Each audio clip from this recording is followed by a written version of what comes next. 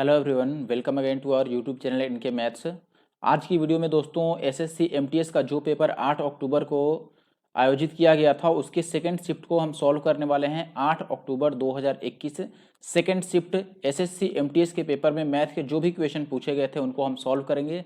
तो चलिए वीडियो को जल्दी से स्टार्ट कर लेते हैं। और वीडियो स्टार्ट करने से पहले मैं बता दूँ कि एसएससी सीएचएसएल, देखो मैं यहाँ पर लिख देता हूँ, जो सीएचएसएल का पेपर है 2021 का और सीजीएल प्री का जो पेपर है 2021 का, एमटीएस का जो पेपर है 2021 का, ये सारा मैंने सॉल्व कर रखा है चैप्टर वाइज भी।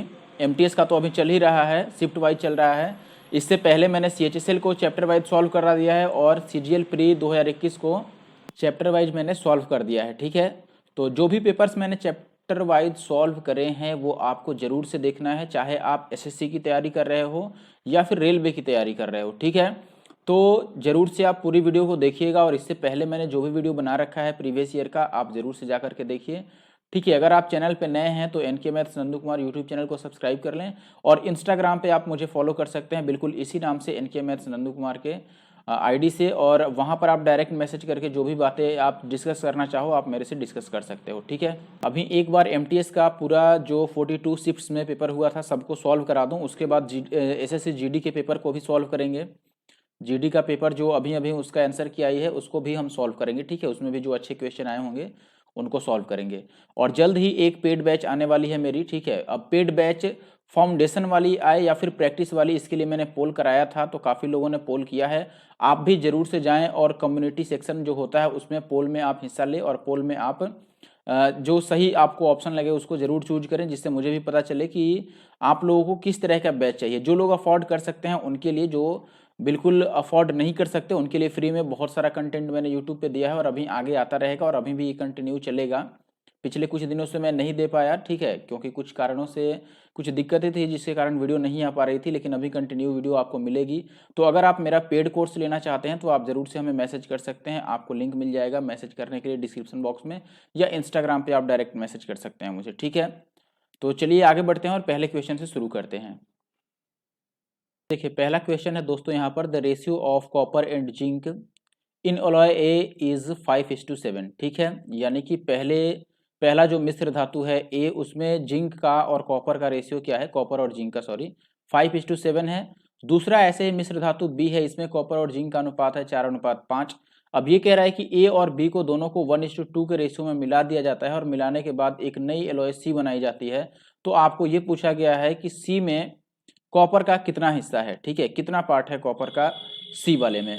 तो क्या करना है ऐसे में आपको, देखो सबसे पहले आप देख लो पहला रेशियो क्या है, 5:7 है। दूसरा है अपने पास 4:5 है। पहली बात कि हम मिलाएंगे कब, जब दोनों सेम हो जाए क्वालिटी में, सॉरी क्वांटिटी में, तो सेम बना दो क्वांटिटी में। ये कितना है टोटल 12 है, ये टोटल कितना है 9 है। मैंने जोड़ दिया 5 और 7 को, 5 और 7 ऐड करेंगे तो ये 12 है और यहाँ पर 4 और 5 ऐड करेंगे 9 है। इनको सेम बनाने के लिए हम क्या कर सकते हैं, देखो 12 को 3 से मल्टीप्लाई कर देंगे और इसको 4 से, तो दोनों 36 बन जाएगा। अभी ये 36 बना है, लेकिन देखो ये 1:2 के रेशियो में मिलाना है, यानी कि पहला वाला यदि एक पार्ट चाहिए तो दूसरा वाला 2 पार्ट चाहिए, या फिर दूसरा वाला पहले से डबल मिलाना है तो हम पहले वाले को 1 से और दूसरे वाले को 2 से मल्टीप्लाई कर देते हैं, जो जितना चाहिए उससे मल्टीप्लाई कर देंगे। ठीक है, बात आपको समझ में आई मैंने क्या किया। देखो मैंने बोला कि ये 8 करके 5 और 7 12 बन रहा है पहला वाला, दूसरा 9 बन रहा है, लेकिन इनको पहले हमने सेम किया, ऊपर 3 से और नीचे 4 से मल्टीप्लाई कर दिया कि दोनों 36 बन जाए। उसके बाद ये 1 और 2 के रेशियो में मिलाना था ना, देखो यहाँ पे लिखा है साफ शब्दों में 1 और 2 के रेशियो में मिलाओ, तो मैंने पहले वाले को 1 से और दूसरे वाले को 2 से मल्टीप्लाई कर दिया।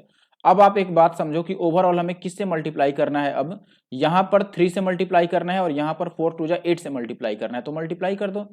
3 से मल्टीप्लाई करोगे तो ये 5 तियां 15 और 7 तियां 21 बन जाएगा, और ये 8 से करोगे तो 8 चौके 32 और रेशियो 8 बचे 40 बन जाएगा। तो आपसे ये पूछा है कि सी वाला, यानी कि इन दोनों को मिलाकर, ठीक है, अब दोनों मिलाओगे तो सी वाला निकलेगा कि सी में कॉपर कितना है और जिंक कितना है, ये कॉपर है और ये जिंक है। ठीक है, इनको ऐड कर लो, ये 47 आ गया और ये टोटल कितना आ जाएगा 61। तो यहाँ पर कॉपर कितना बना दोस्त, 47 बना, आउट ऑफ कितना, नीचे टोटल जोड़ कर लिख दो, टोटल जोड़ोगे 108। ठीक है, तो ये आंसर बनेगा अपना पहला वाला। तो पहला क्वेश्चन मैंने काफ़ी आराम आराम से किया है, काफ़ी दिन बाद कर रहे हैं। ठीक है, अभी आगे जैसे बढ़ेंगे तो स्पीड भी बढ़ेगी हमारी, तो आप स्पीड को ज़रूर फॉलो करना, जैसे मैं स्पीड में रहने की कोशिश करता हूँ, आप भी कोशिश कीजिए बिल्कुल सेम स्पीड पर चलने की। उससे आगे निकल जाना है लेकिन पीछे नहीं रहना है, ठीक है। आपको अगर सिलेक्शन लेना है इस साल तो कसम खा लो कि इस साल किसी भी कीमत पर आपको सिलेक्शन लेनी है, चाहे कितनी भी मेहनत क्यों न करनी पड़े, ठीक है। और हमारे साथ मिलकर के आप मेहनत कीजिए और जरूर इस साल के अंत तक आप अपने मुकाम पे पहुंच पाएंगे, ठीक है। तो चलिए बस स्पीड बनाए रखिए और साथ में आंसर जो होना चाहिए वो करेक्ट भी होना चाहिए। एक्यूरेसी और स्पीड दोनों मायने रखता है, दोनों काफी एक्यूरेट होना चाहिए, ठीक है। तो अभी आगे बढ़ते हैं और दूसरे क्वेश्चन पे। सेकंड क्वेश्चन है कि किसी वस्तु को 25% के प्रॉफिट पर बेचता है। अब ये कह रहा है कि क्रैमुल और विक्रैमुल यानी कि सीपी और एसपी दोनों को यदि 200 रुपए बढ़ा दें तो जो परसेंटेज प्रॉफिट होगा वो अब 20% का होगा। तो क्रैमुल बता दो यानी कि कॉस्ट प्राइस बता दो कितना है। देखो 25% का मतलब क्या होता है दोस्तों, तो आप बोलेंगे 1/4। अब यहाँ पर मैं लिख रहा हूँ कि देखो ये सीपी है और ये एसपी है। कॉस्ट प्राइस और सेलिंग प्राइस का मैं रेशियो ले रहा हूँ। पहले 25% का लाभ हुआ, 25% का मतलब 1/4 यानी कि 4 में खरीदा होगा तो 5 में बेच देगा।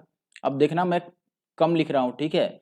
आप बात को गौर से सुनिएगा क्योंकि मैं लिखने की हमेशा कम कोशिश करता हूँ कि ओरली जितना हो जाए कम लिखो और ज्यादा काम बने, ठीक है। और ऐसे ही सेकंड कंडीशन में 20% का लाभ होगा। 20% का मतलब होता है 1/5 यानी कि 5 में खरीदा होगा तो 1 का प्रॉफिट लेकर बेचेगा। तो 5 में यदि खरीदा होगा और 1 का प्रॉफिट चाहिए तो 6 में बेचेगा। अब देखो क्रॉस प्रोडक्ट में लगा रहा हूं, एसपी और सीपी दोनों को 200 बढ़ाया है तो सीपी को भी हम यहां पर 200 बढ़ा देते हैं, एसपी को भी 200 और यहां से हम क्रॉस प्रोडक्ट अप्लाई कर देंगे तो आप देखोगे 6 चौके 24 है और 5 पचे 25। तो 24 और 25 का अंतर 1 का है और यहां पर आप देखो ये 1 का अंतर है तो 200 को 1 से गुना करोगे तो ये 200 ही आएगा। 1 की वैल्यू अगर 200 हो गई तो 4 की वैल्यू, सीपी हमसे पूछा था ना, 4 की वैल्यू 800, ठीक है, 800 आएगा। ये आंसर है। आगे बढ़ते हैं। नेक्स्ट क्वेश्चन है दोस्तों कि the average weight of all the students in a class is 55 kg।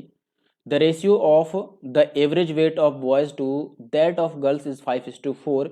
If 40% of the students are boys and the rest are girls then what is the average weight of boys, ठीक है।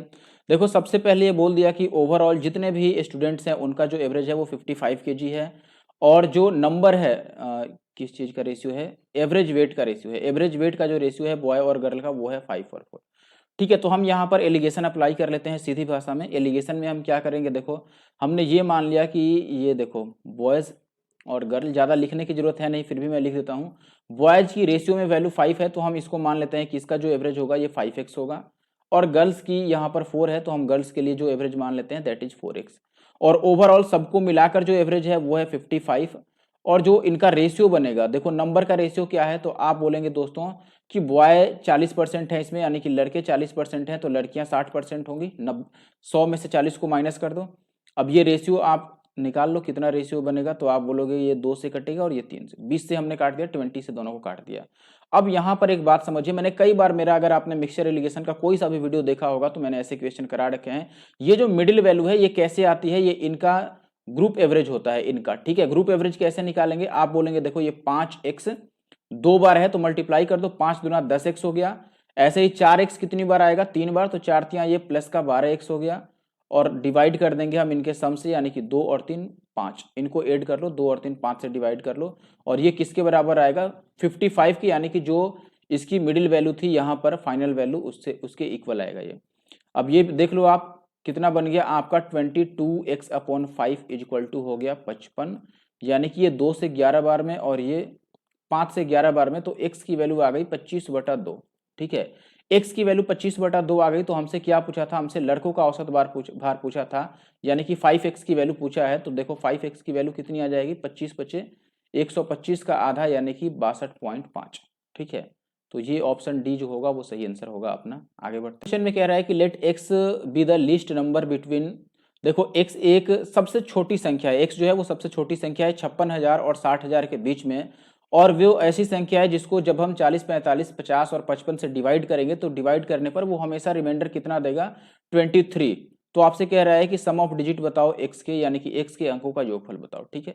कोई बात नहीं, देखो सबसे पहले हमें क्या निकालना होगा, एलसीएम निकालना होगा। इनका एलसीएम निकालो जितने भी ये नंबर्स हैं।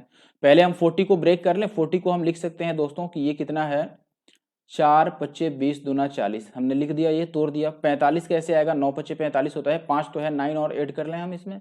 और 50 चाहिए तो देखो 5 दूना 10 है, एक और 5 चाहिए, और 55 भी चाहिए तो हम 11 ले लेते हैं। ये हमने निकाल दिया एलसीएम, ठीक है। अब इनको मल्टीप्लाई कर लो एक बार, कितना आएगा? मल्टीप्लाई करना कैसे इजी रहेगा, देखो ये 5 बचे 25 को 4 से गुना कर दें तो ये तो 100 बन गया, 25 चौके 100, और बच क्या गया हमारे पास? तो आप देखोगे कि 9 दूना 18 को 11 से गुना करना बाकी रह गया, तो 18 को 11 से गुना करेंगे तो 8 और 1 9 इतना आएगा, और इसको 100 से मल्टीप्लाई करेंगे तो 198। कैलकुलेशन काफ़ी फास्ट होनी चाहिए, मैं हमेशा आपसे बोलता हूँ कि कैलकुलेशन बहुत फास्ट रखो अपनी, ठीक है। और आपने शायद मेरा पेड बैच लिया हो अगर कोई पहले का, तो आपको पता होगी कि कैलकुलेशन पर हम कितनी प्रैक्टिस करवाते हैं, और हर एक तरह की कैलकुलेशन से आपको पहले रूबरू कराते हैं कि आप कैलकुलेशन को कैसे हैंडल करेंगे। ठीक है, चलिए कोई नहीं, फिर भी मैं जब क्वेश्चन सॉल्व करता हूँ यूट्यूब पर भी तो मैं आपको बताते रहता हूँ। तो यहाँ पर देखो जो एलसीएम आ गया दोस्तों, वो आ गया कितना? 19,800, यानी कि 19,800 वो सबसे छोटी संख्या है जिसको जो इन सबसे कट जाएगा, यानी कि इनसे अगर डिवाइड करोगे तो ये पूरा पूरा कट जाएगा, लेकिन आपको काटना नहीं है, आपको 23 रिमाइंडर चाहिए, तो हम इसमें क्या करते हैं 23 ऐड कर देते हैं। लेकिन आप देखो अगर मैं अभी इसी में 23 ऐड करूं तो ये ऐसा नंबर तो बन जाएगा जिसको आप 40 45 50 और 55 से डिवाइड करो तो 23 शेष बच जाए, लेकिन हमें नंबर ऐसा चाहिए जो इन सभी चीजों को फॉलो करे, ये जितने भी यहाँ पर कंडीशंस रखे गए हैं इनको फॉलो करे, और साथ ही साथ वो नंबर 56,000 और 60,000 के बीच का हो। तो हमें पहले ही इसको 56 और 60,000 के बीच ले जाना होगा। आप बताओ ये 19,000 के आसपास है, इसको 56,000 और 60,000 के बीच में ले जाना है, तो हम क्या करें? तो आप बोलेंगे कि 3 से मल्टीप्लाई कर दो, 19 या 57,000 बन जाएगा, 57,000, और 57,000 56 और 60,000 के बीच में है, देखो 57,000 इस 56 और 60 के बीच में आएगा कि नहीं आएगा? आ जाएगा। तो हमने इसको 3 से मल्टीप्लाई कर दिया, देखो एक्चुअल में जो अपना आंसर आने वाला है, जो नंबर आएगा वो क्या आएगा? जो 19,800 है इसको 3 से मल्टीप्लाई करके और तब 23 हम जोड़ेंगे। तो 3 से मल्टीप्लाई कर दो आप, या यहीं से आप चाहो तो डिजिट सम ले सकते हो, हमें इसका डिजिट सम ही तो बताना है। डिजिट सम लोगे तो आप देखो क्या होने वाला है, को हमेशा टाइम सेव करना है, कम से कम समय में करना है, तो हम यहीं से डायरेक्ट डीएस अप्लाई कर देते हैं। कई बार मैंने डीएस की चर्चा की है। डीएस अप्लाई करोगे तो देखो क्या होगा, आप डीएस लगाते हैं तो ये तो 9 हो जाएगा, इसको हम कैंसिल आउट कर देते हैं, ये 8 और 1 ये भी 9 हो गया, ये पूरा 9 हो गया, ठीक है। तो 9 को जब 3 से मल्टीप्लाई करोगे तो डीएस 9 ही आएगा, और 9 को तो हम जोड़ते ही नहीं है ना, तो 9 को छोड़ो, बस इनका डीएस ले लो, 3 2 5, यानी कि डीएस जिसका 5 होगा वो आंसर होगा। इसमें डीएस 5 है, इसमें नहीं है, इसमें नहीं है, इसमें नहीं है, तो पहला अपना सही आंसर है, ठीक है। आप पूरा कैलकुलेट करो, जो इसको पूरा को कैलकुलेट करोगे तो जो नंबर बनेगा उसके सभी डिजिट का सम भी निकाल सकते हो आप, वो भी आपका 23 ही आएगा, ठीक है। आगे नेक्स्ट क्वेश्चन है अपने पास दोस्तों, प्रत्येक वर्ष किसी वस्तु के मूल्य में 20% की वृद्धि हो जाती है, तीसरे और चौथे साल के अंत में वस्तु के मूल्य में जो अंतर है यानी कि गैप है वो है 324 रुपये, तो दूसरे साल के अंत में वस्तु का मूल्य बताइए। एक्चुअली में ये आप देखोगे कि ये सीआई के क्वेश्चन जैसा बिल्कुल सेम टू सेम है, कंपाउंड इंटरेस्ट जैसा। आप बताओ जरा कॉन्सेप्ट समझना, देखो 20% का इंक्रीज होता है, तो 20% इंक्रीज होने का मतलब कि 5 है तो वो 6 बन जाएगा, ये पहले साल की बात है, ठीक है, बात समझ रहे हो। ये 0 यहाँ पर हुआ और यहाँ पर पहला साल हो गया, ठीक है, पहले साल में ये 5 से 6 बन गया, फिर दूसरे साल में फिर से ये यहाँ से 5 से 6 बनेगा, यहाँ आके ये दूसरा साल हो गया, फिर यहाँ से 5 से 6 बनेगा, यहाँ तीसरा साल हो गया, और फिर यहाँ 5 से 6 बनेगा, ये चौथा साल समाप्त हो गया। ये 1 साल 2 साल 3 साल और चौथा साल खत्म हो गया। अब आपसे ये कह रहा है दोस्तों कि तीसरे, यहां पर देखना, तीसरे और चौथे वर्ष के अंत में जो मूल्य बनेगा उसका अंतर है हमारे पास 324। यहां पर बताओ तीसरे वर्ष का अंत ये है, तीसरे वर्ष का अंत ये वाला, और ये चौथे वर्ष का लास्ट है, ठीक है। तो इनके बीच जो गैप है वो है 324 रुपए का। आप बताओ यहाँ 5 है वैल्यू और यहाँ पे 6, तो गैप कितने का है? 1 का, लेकिन सवाल में ये 324 का दे रहा था। कॉन्सेप्ट समझना, एक की वैल्यू अगर 324 हो गई दोस्तों तो यहाँ पर 5 की वैल्यू कितनी होगी? बात ध्यान से समझिए, 5 की वैल्यू क्या होगी? तो आप बोलेंगे 5 की वैल्यू होगा 324 और इंटू का 5। और ये भी देखिए जो वैल्यू यहाँ पर 5 के लिए है वही वैल्यू 6 के लिए भी है, लेकिन वो तीसरे साल में काउंट होगा। ये जो 5 की वैल्यू हमने निकाला है ये चौथे साल के लिए है, लेकिन यही वैल्यू सेम तीसरे साल के अंत में भी है, यानी कि ये 6 यूनिट की वैल्यू भी यही आएगी। तो आप बोलें कि ये जो 6 यूनिट की वैल्यू है दोस्तों, 6 यूनिट की वैल्यू कितनी हो गई?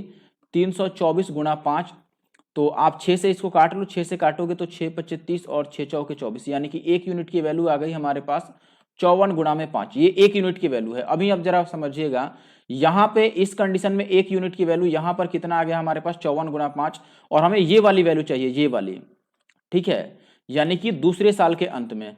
तो हम ये 5 की वैल्यू निकाल देते हैं, जो 5 की वैल्यू आएगी वही तो दूसरे साल के अंत में 6 की वैल्यू बनेगी। तो हम डायरेक्ट जब 1 की वैल्यू ये है तो 5 की वैल्यू यहाँ से निकाल सकते हैं। 5 की वैल्यू कितनी हो जाएगी दोस्तों? आप बोलोगे 54 और गुना का 25, मल्टीप्लाई कर लो, 25 से कटने वाला आंसर चाहिए बस। देखो ये तो 25 से नहीं कट रहा है दोस्त, ये भी नहीं कट रहा है, ठीक है। उसके बाद 9 से भी कटेगा आंसर, जो भी हो, 5 3 8 1 9, ये कट जा रहा है, 5 2 7 1 8, ये नहीं कट रहा है, ठीक है। तो आप या तो पूरा पूरा मल्टीप्लाई करके निकाल लो, या फिर जैसे मैंने किया कि 9 से कटेगा तो आंसर हमने 9 से कटने वाला चेक कर लिया, अपना ऑप्शन पहला सही उत्तर है। या आप डीएस चेक कर सकते थे, डीएस 9 आएगा, सीधी सी बात है, क्योंकि यहाँ 9 से मल्टीप्लाई हो रहा है, तो अगर आप डीएस निकाल दे तो वो 9 आएगा और पहला ऑप्शन सही आंसर है, ठीक है। देखो अब आप ये मत पूछना कि हमने 6 की वैल्यू क्यों नहीं निकाली, क्योंकि जो 5 के लिए वैल्यू आएगा वही तो 6 के लिए भी वैल्यू होगा दूसरे साल के लिए। 5 वाली वैल्यू तीसरे साल के लिए शुरू की वैल्यू है, और दूसरे साल के लिए वही वैल्यू लास्ट वाली वैल्यू है, यानी कि दूसरे साल में लास्ट में वो वैल्यू है, तो हमने लास्ट वाला निकाल दिया। आप इसको पूरा मल्टीप्लाई कर लेना, 1350 आ जाएगा। नेक्स्ट क्वेश्चन देखिए, सिंप्लीफिकेशन है, तो हम इसको एक टर्म मान लेते हैं, यहाँ से यहाँ तक एक टर्म कर लेंगे, और इनको एक टर्म कर लेते हैं, और इनको एक टर्म, ठीक है। ये कितना बनेगा बताओ, ये दिस इज 2/3, और डिवाइड है तो इसको मल्टीप्लाई लिख दें हम। बताओ ब्रैकेट के अंदर वाला कितना होगा, 4 दूना 8 में से 5 जाएगा, तो 3/10 हो रहा है ना, तो इसको 10/3 लिख दें, और इंटू 18/5 है, तो ये 25 है, लिख दिया हमने। अब ये देखो 3 3 9 दूना 18 कट जाएगा, और ये 5 5 25, और ये 2 5 10, तो ये कितना आ गया अपने पास दोस्तों, 8/5 आ गया। इसको कैलकुलेट कर लो, ये कितना बनेगा, तो आप बोलेंगे कि ये 4/5 है, और डिवाइड को हम मल्टीप्लाई लिख लें तो ये चेंज हो जाएगा 6/5, और ये ऑफ है तो ये भी साथ में चेंज होगा, यानी कि 3 दूना 6 और 2 8/3 है, तो ये 3/8 बन जाएगा, क्योंकि ऑफ लगा है तो हमें इस दोनों को चेंज करना पड़ेगा। अब काट लो, अगर कुछ कट रहा है तो ये 4 2 जा 8 और 2 3 जा, तो ये कितना आ गया, 9/25 आ गया। थर्ड वाले को कैलकुलेट कर लो, ये 5 या 15 और 1 16/5 है, इसको हमने ब्रेक कर दिया, और ये इंटू का 5/8 और इंटू का 2/5, तो ये 5 से 5 कैंसिल आउट हो गया, और ये 8 दूना 16, तो ये कितना आ गया अपने पास, 4/5। अब सबको एक साथ कैलकुलेट कर लो आप, कितना होगा।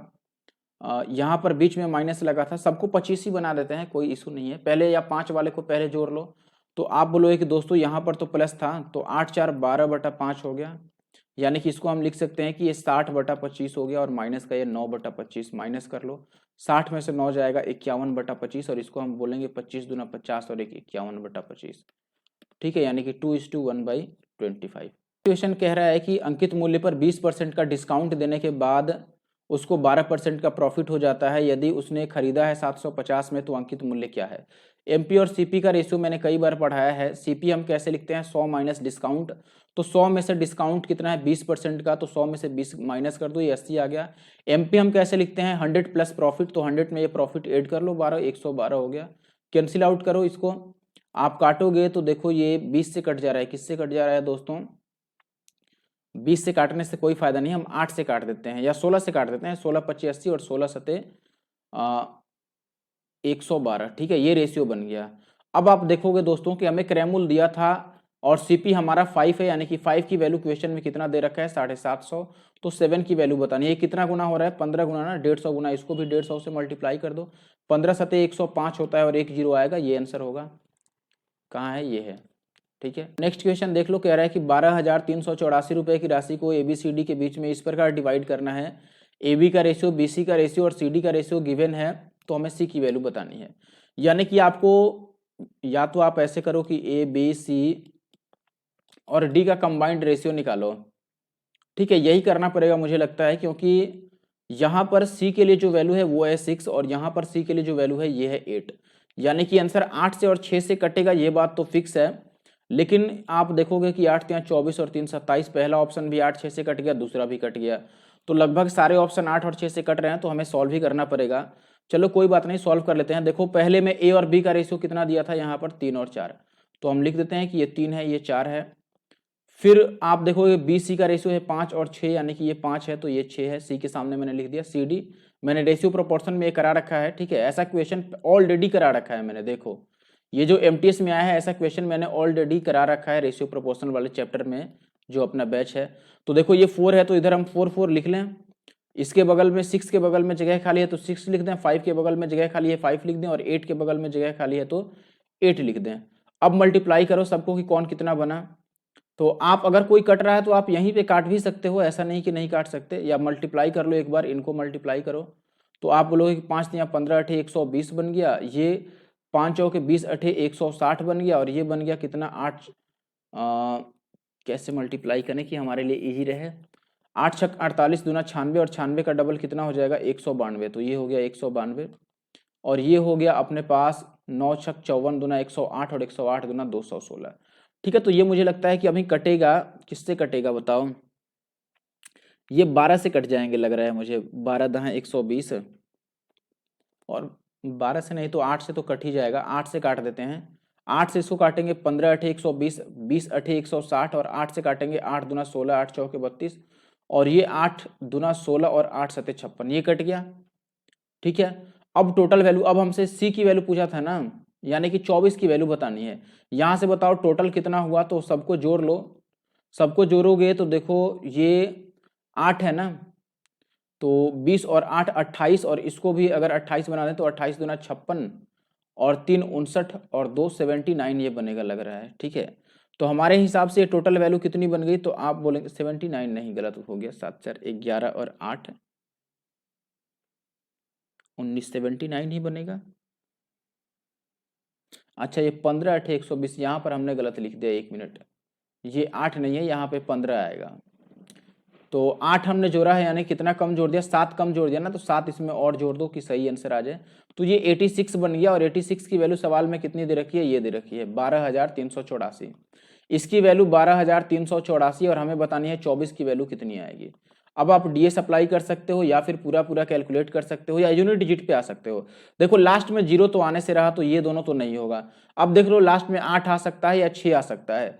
6 को हम 4 कैसे बना सकते हैं, 6 चौके 24 होता है ना, यानी कि 4 से गुना करके, या फिर 6 से गुना करें तो 9 छक 54, 6 से भी गुना, 9 से गुना करके भी हो सकता है, यानी कि 9 से गुना होगा या 4 से गुना होगा।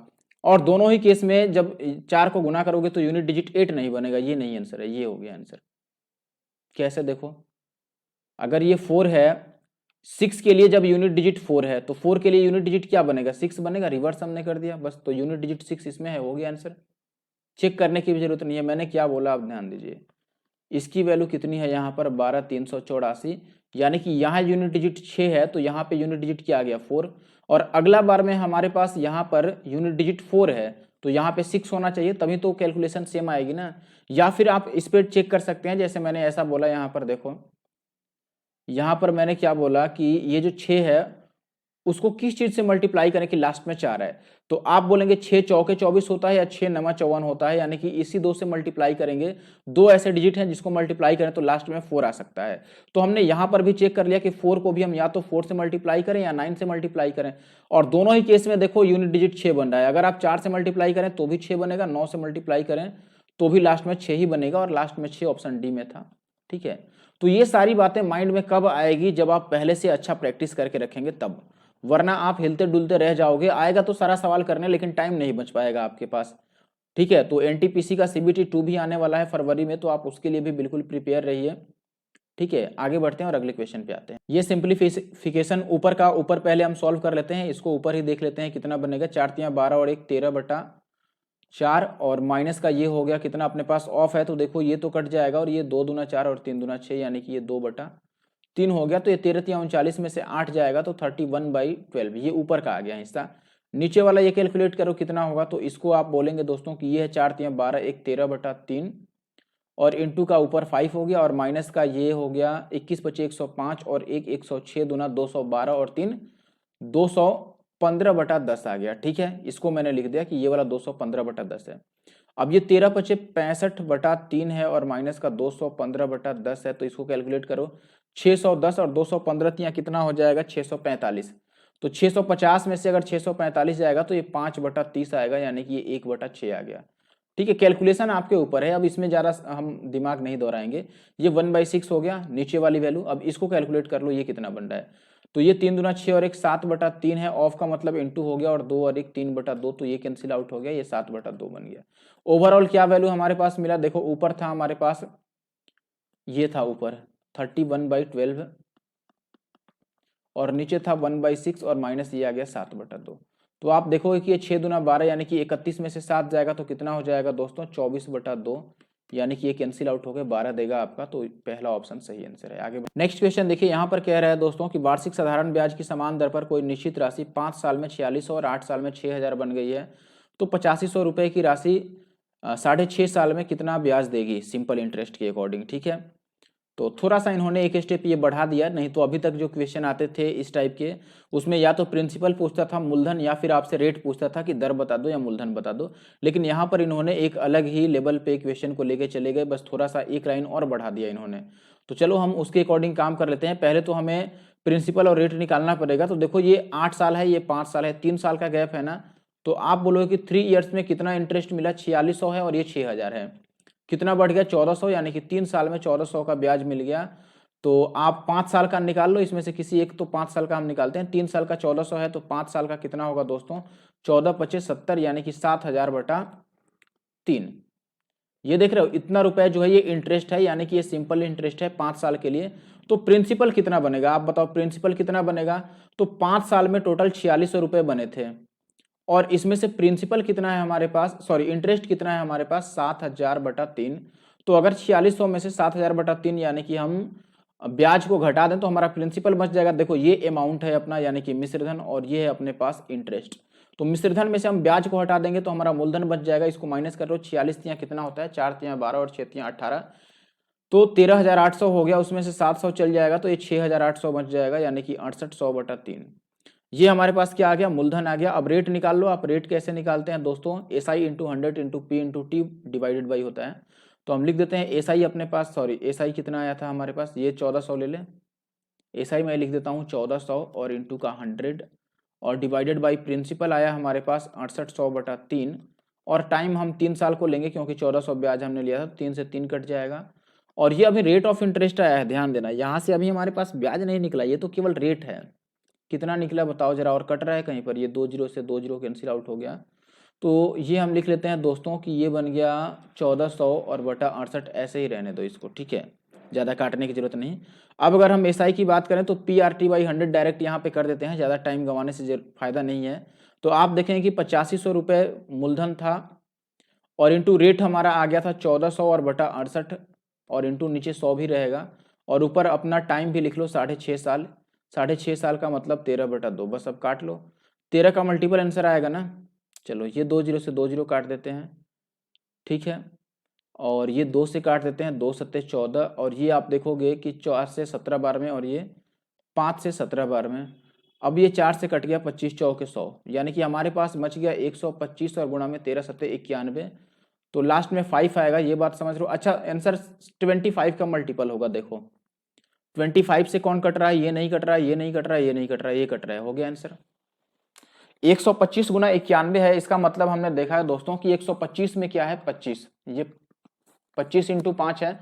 तो हमने बोला कि जो आंसर आएगा वो 25 से भी कटेगा, 5 से भी कटेगा, ये 13 सत्ते 91 है तो 13 से भी कटेगा, 7 से भी कटेगा। लेकिन 25 से चेक करना इजी है तो मैंने 25 से चेक कर दिया। या फिर हम डिजिटल सम लगाते हैं, ये नहीं करना था तो हम डीएस लगाते, धक से आंसर आता बिल्कुल।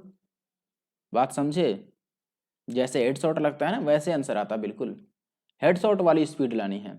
अगला सवाल देखिए, कह रहा है कि ए और बी किसी निश्चित काम को 12 और 18 दिन में कर सकते हैं। ए 12 दिन में कर सकता है और बी उसे 18 दिन में कर सकता है। जब वे एक साथ 5 दिन तक काम कर लेते हैं तो जो काम बच जाता है वो सी अकेले 27.5 दिन में कर देता है। तो ए बी सी मिलकर उस काम के कितने भाग को 6 दिन में करेंगे। देखो पहले तो हम एफिशिएंसी का रेशियो लिख लें, 12 और 18 का एलसीएम कितना होगा, 36, तो ये 12 तियां 36 और 18 दूना 36, यानी कि इनकी एफिशिएंसी का रेशियो कितना है, 3 और 2। और टोटल काम देखो यहाँ से 18 दूना 36 हो रहा है, यानी कि टोटल वर्क 36 यूनिट करना था। ए और बी ने 5 दिन तक काम कर दिया। देखो ए और बी एक दिन में तो 3 और 2 5 यूनिट काम करेंगे, तो 5 दिन में इन्होंने 25 यूनिट का काम कर दिया। तो आप देखेंगे कि 5 और 6 11 यूनिट का काम शेष रह गया, और 11 यूनिट्स का काम ये कितने दिन में कर देता है भाई, 27.5 दिन में। देखो सी 27.5 दिन में, 27.5 का मतलब 55/2 दिन में, 55/2 दिन में ये 11 यूनिट का काम करता है। तो पर डे ये कितना काम कर रहा है, पर डे कितना काम किया, ये डेज नहीं होगा, पर डे। आप बोलेंगे कि 11 इंटू 2/55 होगा, तो ये 11 पचे 55, यानी कि 2/5 यूनिट का वर्क ये डेली कर रहा है, तो ये इसकी एफिशिएंसी हो गई। अब 6 दिन में सबसे काम लेना है, तो आप देखो कि 6 दिन का काम अगर आप एबीसी के लिए निकालते हो तो कितना आएगा, 6। एबीसी का एफिशिएंसी निकाल लो सबको जोड़कर, तो आप बोलेंगे कि ये 3 और 2 5, और 5 पचे 25 और 2 27/2, 27/5 सॉरी, ये 5 आएगा, यानी कि इतना काम हो गया। आउट ऑफ कितना, हमें ये बताना है कि कितना भाग काम हुआ। तो टोटल 36 था ना, 36 में से ये काम हो गया, तो ये देखो आंसर कितना कैसे आएगा, हम लिख देंगे कि 6 गुणा 27/5 काम तो हो गया आउट ऑफ 36, तो 36 से डिवाइड कर लो। तो आप बोलेंगे दोस्तों ये 4 से 9 बार में कट जाएगा, और ये 3 से कट जाएगा, और ये 2 दूना 4 और ये 3 दूना 6, यानी कि 9/10 यूनिट का काम इन्होंने खत्म कर दिया, ये आंसर आएगा। अगला सवाल देखिए 120 है, पहले हम यहाँ से शुरू कर लें ब्रैकेट से, ब्रैकेट के अंदर यहाँ से शुरू कर लें। तो ये 9 दूना 18 को 36 में डिवाइड कर दोगे तो 18 दूना 36 2 आएगा, और 2 और 3 को गुना कर लो 6, 36 में से 6 जाएगा तो कितना आएगा 30, और 47 में से 30 जाएगा तो कितना आएगा 17, और 17 में 13 जोड़ेंगे तो कितना होगा 30, और 30 से हम 120 को डिवाइड करेंगे तो 4 आंसर आएगा, ये आंसर होगा। आगे बढ़ते हैं। अगला क्वेश्चन है दोस्तों कि सॉलिड मेटेलिक सिलेंडर जो है वो कह रहा है कि उसका बेस जो है, बेस का रेडियस वो है 3 सेंटीमीटर, हाइट है उसका 120 सेंटीमीटर, उसको मेल्ट किया गया और रिकास्ट किया गया किसमें, एक स्फीयर के फॉर्म में, जिसकी रेडियस हमें नहीं मालूम है, रेडियस ही शायद बतानी है, क्या रेडियस ही बतानी है। और हमसे ये कह रहा है कि यदि 10% मेटल जो हो वो लॉस हो गया कन्वर्ट करने में, कन्वर्ट जब किया गया तब, ठीक है। चलो तो रेडियस बतानी है, कोई बात नहीं। आप ये बात समझिए कि जब भी किसी एक सॉलिड को पिघलाकर मेल्ट करके दूसरी सॉलिड बनाई जाती है तो वहां पर वॉल्यूम सेम होता है। तो अगर हम यहाँ पर वॉल्यूम की बात करें तो नए पर हम क्या बना रहे हैं दोस्तों, जो रिकास्ट कर रहे हैं वो गोला बना रहे हैं दोबारा। तो गोला का जो आयतन होता है वो होता है 4/3 πr³, यही होता है। और जो पहले से था वो क्या था, वो था बेलन, ठीक है। सिलेंडर था, सिलेंडर का जो वॉल्यूम होता है वो होता है πr²h, और उसका रेडियस 3 था तो 3 का स्क्वायर 9, और इंटू h कितना था 120। ये सेम रहता, लेकिन यहां पे ये कह रहा है कि 10% जो धातु है वो लॉस हो जाता है, यानी कि वेस्ट हो जाता है जब हम एक चीज को पिघलाकर दूसरी चीज बनाते हैं। तो इस जो पूरा प्रोसेस है उसमें 10% का लॉस हो जाता है। तो हम इसमें से ये कहेंगे कि ये जो पहले की वॉल्यूम थी हमारी, इसमें से 10% वेस्ट चला गया तो इसका 90% ही बचा है, तो 90% हम ले लेते हैं, बस कैलकुलेट कर लो अब। तो आप बोलोगे दोस्तों कि यहां से पाई से पाई कैंसिल आउट हो गया, और 4 से 1 कट जाएगा अपने पास 30 बार में, तो r³ की वैल्यू कितनी आ जाएगी, यहां से ये 2 जीरो से ये 2 जीरो भी कट गया। तो आप देखो कि ये 1 9 यहाँ पर 9 × 9, और ये 3 और ये 3 एक यहाँ पे जो बचा है मिलके एक बार और 9, यानी कि r की वैल्यू कितनी आ गई 9। तो 9 अपना सही आंसर है। नेक्स्ट क्वेश्चन कह रहा है दोस्तों कि sum of 4000 is lent at 10% per annum interest compounded annually, ठीक है। यानी कि चक्रवृद्धि ब्याज की रेट से इसने 4000 रुपये 10% की रेट पर उधार ले लिया है या दे दिया है, जो भी कर दिया। अब ये कह रहा है कि what is the difference between the CI for the second year and the third year, second और थर्ड ईयर के CI के बीच में अंतर पूछ रहा है। तो सिंपल सा हम ट्री मेथड अप्लाई कर लें। देखो 4000 है, 3 साल की बात है ना, पहले साल उसको 10% का ब्याज मिल जाएगा, 4000 का 10% 400 होगा, दूसरे साल भी ये 400 मिलेगा, और तीसरे साल भी 400 मिलेगा। इसका 10% यहाँ पे मिलेगा, तो 400 का 10% 40 यहाँ पर मिल जाएगा। और ये जो ओवरऑल है देखो, ये जितने भी हैं इन सब का 10% यहाँ पर मिलेगा एक बार और। तो 400 और 400 840 का 10% यहाँ पर मिलेगा, यहाँ यानी कि 84 यहाँ पर मिलेगा। तो हमसे क्या पूछा था, हमसे ये पूछा था दोस्तों कि दूसरे साल और तीसरे साल के CI में अंतर बताओ। देखो ये दूसरे साल का CI है, ये तीसरे साल का CI है, इसमें अंतर बताना है तो ये तो कट जाएगा क्योंकि ये ऐसा ही होता है, सेम होता है। मैंने कई बार ये करा रखा है, पेड कोर्स में भी और फ्री में भी मैंने कराया है यूट्यूब पर। जो गैप आएगा वो यहाँ आएगा, 84 में से 40 घटा दो 44 का गैप आएगा, ये आंसर होगा। आगे बढ़, ये क्वेश्चन देखिए, the average of 3 digit numbers, आपको 3 डिजिट के ये नंबर्स दे रखे हैं, इनका एवरेज आपको 529 दिया है, ये नंबर्स हैं, ठीक है।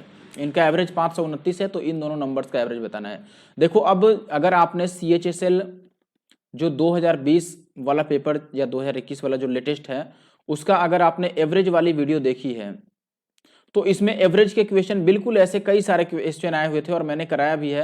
अगर आप CHSL का एवरेज वाला मेरा वीडियो देखा है प्रीवियस ईयर सॉल्यूशन, तो आपको जरूर ज्ञात होगा कि इस क्वेश्चन को हम कैसे करेंगे, क्योंकि ऐसे कई सारे क्वेश्चन CHSL में पूछे गए थे जो मैंने कराया था। और जो जिन्होंने CHSL का सॉल्यूशन वीडियो देखकर जो गए होंगे उनको पूरा पूरा फायदा मिला होगा। आप देख रहे हैं कि CHSL के क्वेश्चन यहाँ पर रिपीट हो गए हैं। चलिए सीधे तौर पर हम सम निकाल लेते हैं, एक ही बार सम निकाल लेते हैं। कितना होगा, इनको जोड़ लो, कितना बनेगा ये। तो आप बोलोगे दोस्तों 2 और 4 6 और 6 12 और 4 ये 16 बन गया।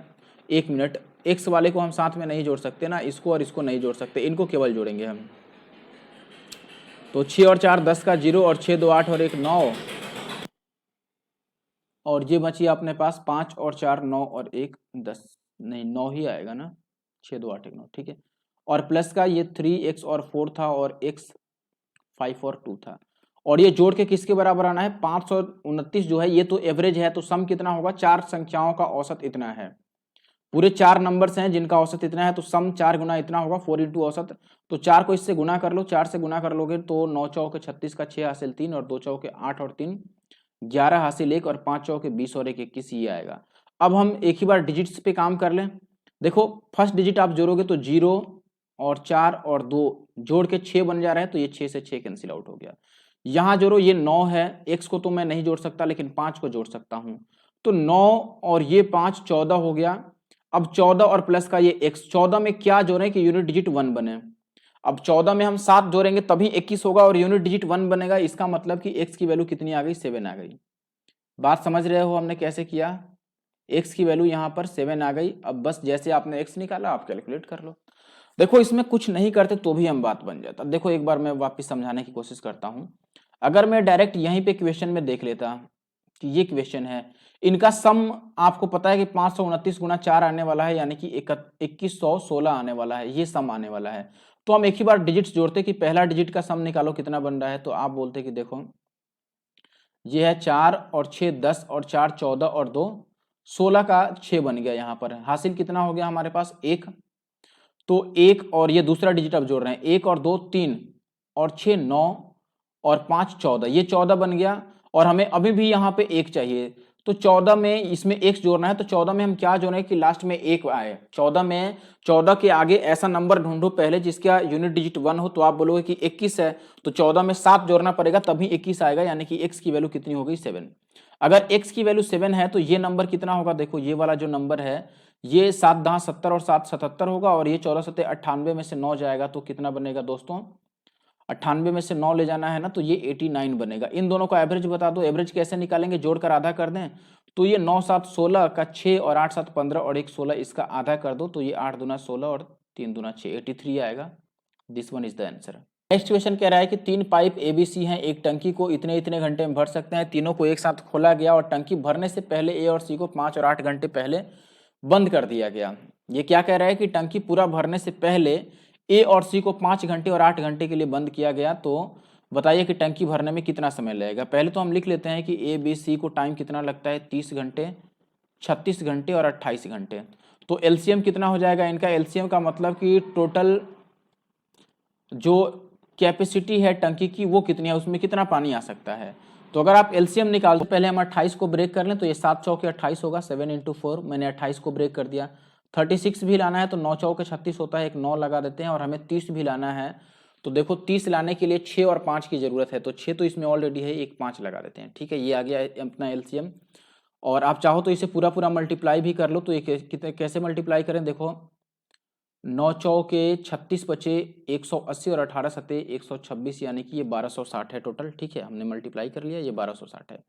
अब देखो ये 30 है, तो आप अगर 30 छोड़ देते हैं तो ये कितना बनता, इसमें से 6 हटाना पड़ेगा बस हमें, तो यहाँ से 3 हटा देंगे और यहाँ से 2 हटा देंगे, तो ये 6 बचेगा, 6 सते 42 यहाँ आएगा। एफिशिएंसी का मैं रेशियो लिख रहा हूँ, ठीक है। और 36 तो लाना है, तो ये 7 पचे 35 बच जाएगा, और ये यहाँ पर कितना लाना है दोस्तों, 28 को हटाना है, तो ये 9 पचे 45 बनेगा। ये इनकी एफिशिएंसी का रेशियो आ गया। इसका मतलब क्या बना कि ए अकेले 1 घंटे में कितना भरेगा पानी भाई, 42 लीटर, बी भरेगा 35 लीटर और सी भरेगा 45 लीटर।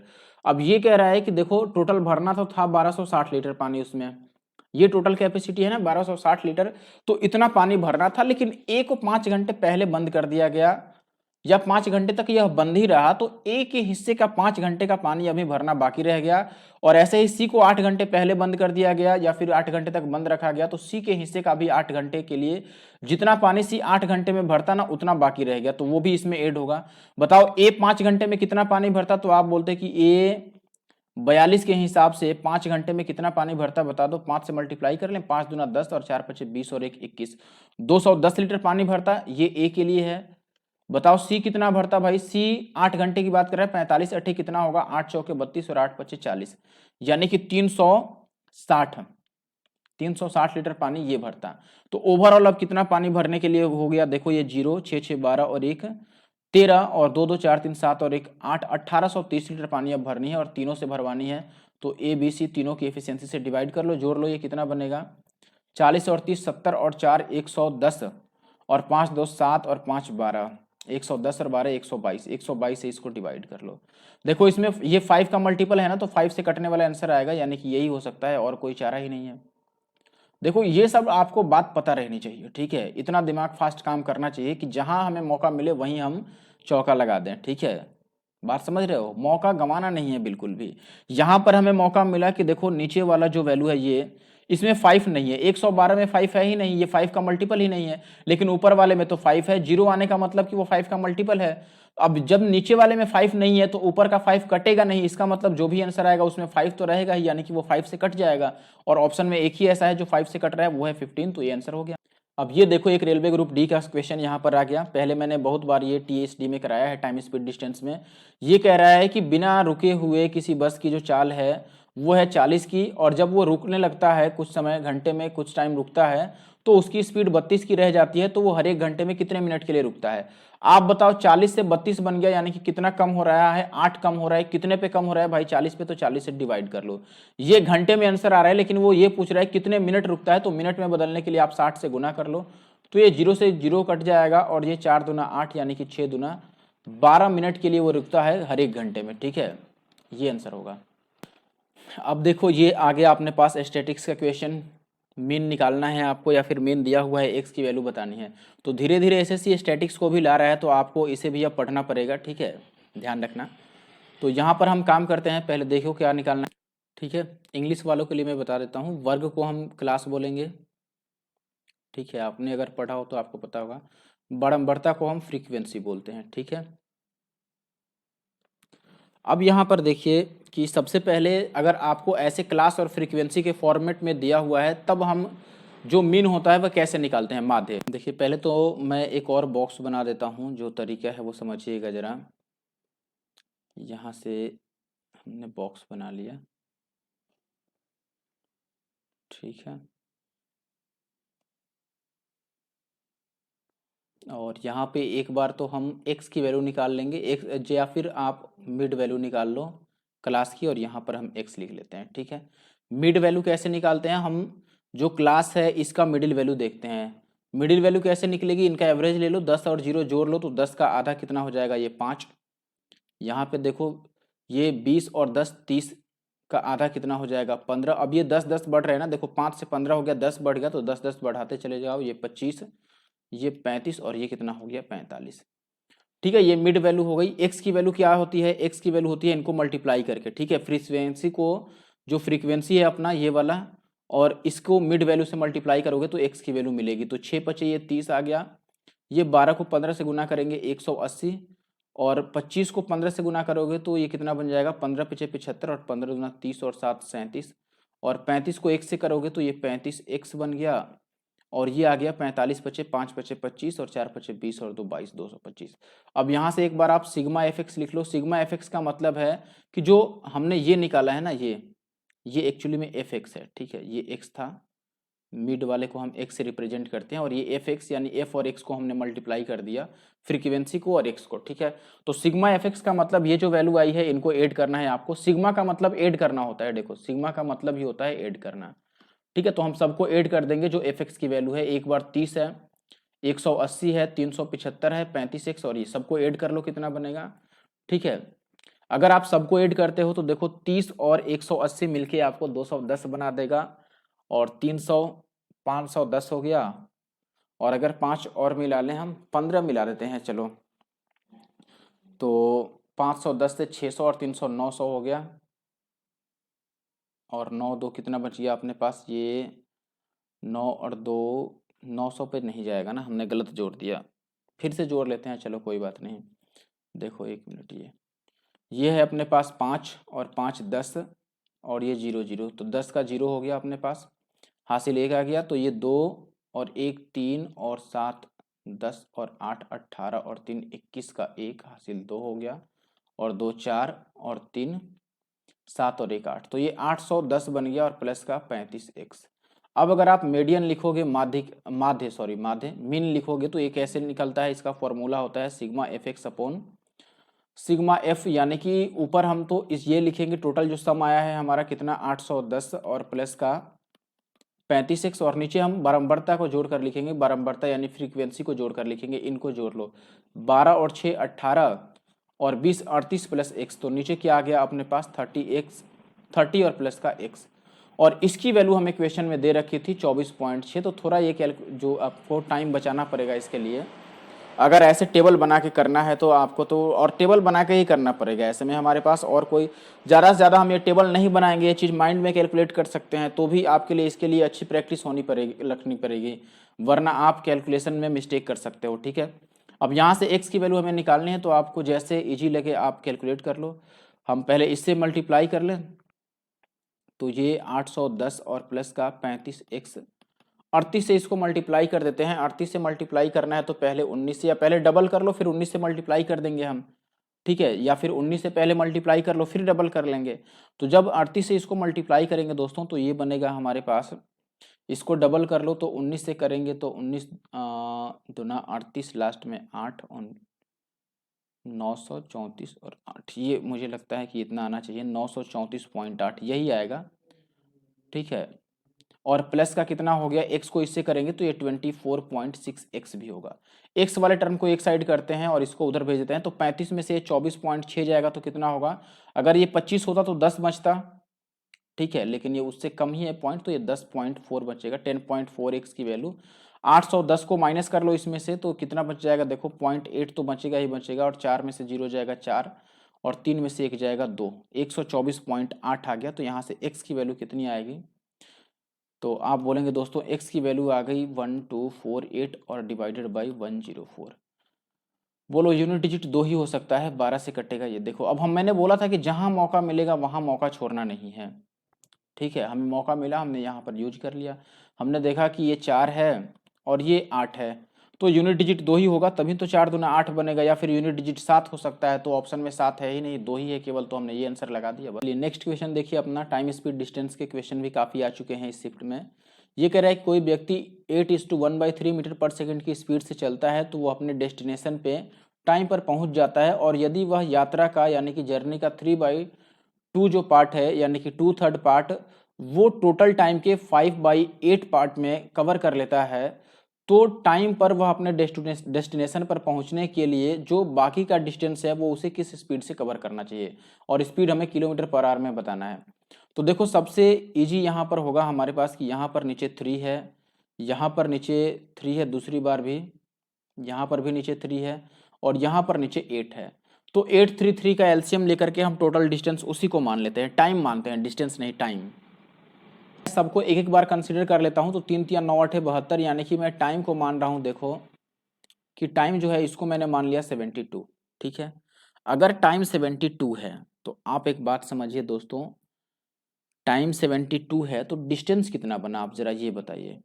तो आप बोलेंगे डिस्टेंस होता है स्पीड इंटू टाइम, तो पहले का स्पीड था उसका 8 या 24 और एक 25/3, तो अगर वो 25/3 की स्पीड से 72 सेकेंड तक चलेगा, 72 सेकेंड हमने टाइम माना है, तो कितना दूरी कवर करेगा, 3 से आप काटोगे ये 24 या 72, और 24 और 25 को गुना कर लो तो टोटल डिस्टेंस निकल जाएगा, 25 दूना 50 और 25 चौके 100, यानी कि 600।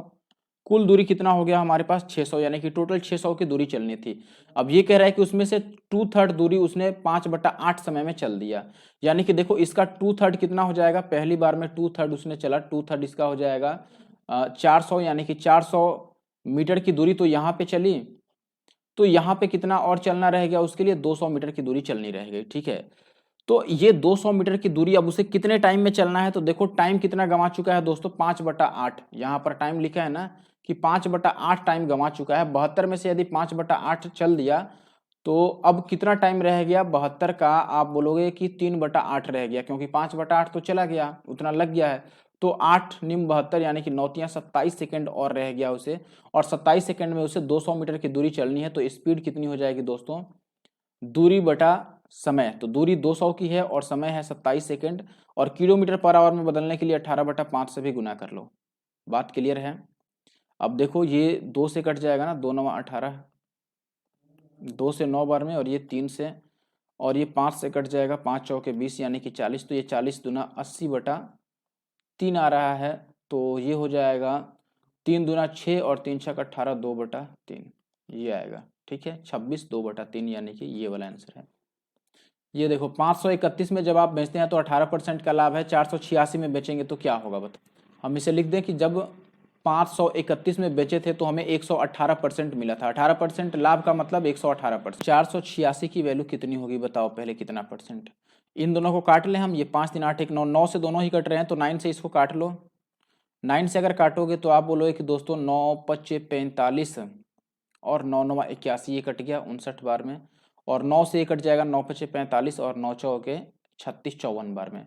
अब यहाँ पर एक बात आप गौर फरमाइए जरा कि ये जो वैल्यू है ये 59 का डबल लिखा गया है, तो यहाँ पर भी 54 का डबल आएगा, 54 दूना 108, 108% आ गया, यानी कि 8% का प्रॉफिट है। ठीक है, 8% का लाभ है, 100 से 8 ज़्यादा है ना, तो ये आंसर होगा 8% का लाभ ऑप्शन। नेक्स्ट क्वेश्चन देखो, ये कह रहा है कि दोस्तों a+b का रेशियो b+c के साथ और c+a के साथ जो है उसकी वैल्यू ये है, a+b+c 40 है, तो इसकी वैल्यू बतानी है। एलजेब्रा नहीं पूछना था इनको, तो रेशियो में ही इन्होंने यूज कर लिया उसे। चलो कोई बात नहीं, देखो ऐसे क्वेश्चन में हमें इनको जोड़ना है, सबको ऐड करोगे तो देखो a भी 2 बार मिल जाएगा आपको, b 2 बार मिलेगा और c भी 2 बार मिल जाएगा, यानी कि हम एक ही बार लिख सकते हैं ट्वाइस ऑफ a+b+c। इनको जोड़ोगे तो यही आएगा आपका, 2 कॉमन आ जाएगा, और इनको भी जोड़ लो कि ये कितना बना, हम सम ही निकाल रहे हैं तो आप बोलोगे कि पहले एक इसको दे दो कि ये भी 15 बन जाए, तो 15 15 30 और 10 ये 40 बन गया, यानी कि एक्चुअल में a+b+c की वैल्यू तो 20 ही आ गई हमारी रेशियो में, इस 2 से हमने काट दिया। लेकिन देखो क्वेश्चन में a+b+c की वैल्यू 40 है और हमारे यहाँ 20 आ गया ये, तो हम ये कह देते हैं कि देखो भैया हमारा जो 20 आया है इसकी वैल्यू सवाल में 40 दे रखी है, यानी कि ये डबल हो रही है, तो हर एक वैल्यू को हम डबल कर देंगे। यानी कि आप बोले हैं कि देखो ये जो a+b की वैल्यू है ये यहाँ पर 15 दे रखा था, लेकिन ये एक्चुअली में 30 होगा डबल। ऐसे ही b+c की वैल्यू जो होगी वो 14 का डबल 28 होगा, ये 28, और c+a की जो वैल्यू होगी वो 22 होगी, 11 दूनी 22। ठीक है, अब हम बात करते हैं दोस्तों, अगर हमें a बताना है, बताओ अगर a बताना है तो आप बोले कि ये जो a+b+c है 40, इसमें से केवल b और c को माइनस कर दो, b और c को, तो b+c की वैल्यू क्वेश्चन में देखो यहाँ पर आया है हमारा, b+c की वैल्यू कितनी आई है 28, तो अगर इसमें से मैं 28 को माइनस कर दूं दोस्तों तो जो 12 अपना बचेगा ये क्या बचेगा, a की वैल्यू। ठीक है, ऐसे ही अगर b की वैल्यू बतानी है तो आप बोलेंगे कि a+b+c में से आप a और c को घटा दो, तो हमारे पास बच जाएगा b की वैल्यू। तो देखो a+b+c तो 40 था, इसमें से a और c वाला कितना है, a और c वाला 22 है, तो इसमें से अगर मैं 22 को घटा दूं तो आप बताओ कितना बचेगा दोस्तों, 18 बचेगा, तो b की वैल्यू 18 हो गई। c की वैल्यू निकाल लो, कहीं से भी हम निकाल सकते हैं। देखो a+c की वैल्यू अगर 22 है तो इसमें से अगर a की वैल्यू हम 12 हटा दें तो c की वैल्यू कितनी रह जाएगी, 10। किसी भी तरीके से आप जा सकते हैं और निकाल सकते हैं, तो c की वैल्यू 10 आ गई। अब जो हमसे पूछ रहा है वो सीधे सीधे हम कैलकुलेट कर सकते हैं, कोई इशू नहीं है। यहाँ पर देखो 3a, a की वैल्यू अगर 12 है तो ये 12 यहाँ 36 हो गया, और प्लस b की वैल्यू कितनी हो गई 22, b की वैल्यू 18 थी, सॉरी b की वैल्यू 18 और माइनस 4 से यानी कि 40। तो आप बोलेंगे दोस्तों कि ये 18 चौके 72 हो गया, 72 में से 40 जाएगा तो ये 18 दूना 36, 18 यहाँ 54 हो गया, सॉरी ये 72 नहीं होगा 54 होगा यहाँ पर। दिस इज 54, चलो पूरा ही हटाओ इनको, 54 माइनस का 40, तो ये कितना आ जाएगा 14, यानी कि पहला ऑप्शन सही है। अगला सवाल कह रहा है कि दो संकेंद्रित वृत्तों के क्षेत्रफलों के बीच का अंतर 88 सेंटीमीटर स्क्वायर है, यदि आंतरिक वृत्त की त्रिज्या जो है यानी कि रेडियस वो 6 है, तो बड़े वृत्त का क्षेत्रफल बताओ निकटतम कितना होगा। ठीक है, यानी कि क्लोजेस्ट किसके होगा। देखो इसमें कुछ ऐसा बोल रहा है कि ये एक सर्कल है, इसके बाहर बाहर भी एक सर्कल बनाया गया है, तो ये काफ़ी गंदा सा बन गया, मैं अच्छा बना, ये केस है यहाँ पर। ये जो मैंने ब्लैक एरिया बनाया है, ब्लैक से शेडेड किया है, ये एरिया आपको दिया है जिसको हम वलय का क्षेत्रफल हिंदी में बोलते हैं, या संकेंद्रीय वृत्त का क्षेत्रफल, और इंग्लिश में आप कॉन्सेंट्रिक सर्कल्स का एरिया बोल सकते हैं। ठीक है, या इनके जो बीच का है वो एरिया दे रखा है आपको। तो ये एरिया का जो फॉर्मूला होता है वो क्या होता है, पाई और कैपिटल आर का स्क्वायर माइनस स्मॉल आर का स्क्वायर, और ये क्वेश्चन में हमें 88 दे रखा है, तो आप बोलेंगे 22/7। कैपिटल आर हमें नहीं मालूम है, लेकिन स्मॉल आर हमें मालूम है कि ये 6 है, तो 6 का स्क्वायर ये कितना हो गया 36, और इक्वल टू 88 हो गया, तो ये 22 चौके 88 और 7 चौके 28, तो आर स्क्वायर का मान कितना हो गया दोस्तों 28 और 36 कितना होगा, 28 दूना 56 और 8 64, आर स्क्वायर का मान 64 हो गया। तो हमें पाई आर स्क्वायर बताना है क्षेत्रफल, तो पाई की वैल्यू 22/7 और आर स्क्वायर तो 64 ही था, तो आप देखोगे कि 64 दूना कितना हो गया दोस्तों 128 का 8 हासिल 12, और फिर 64 दूना 128 और 12 140 हो गया, ये आ गया, और डिवाइडेड बाई 7।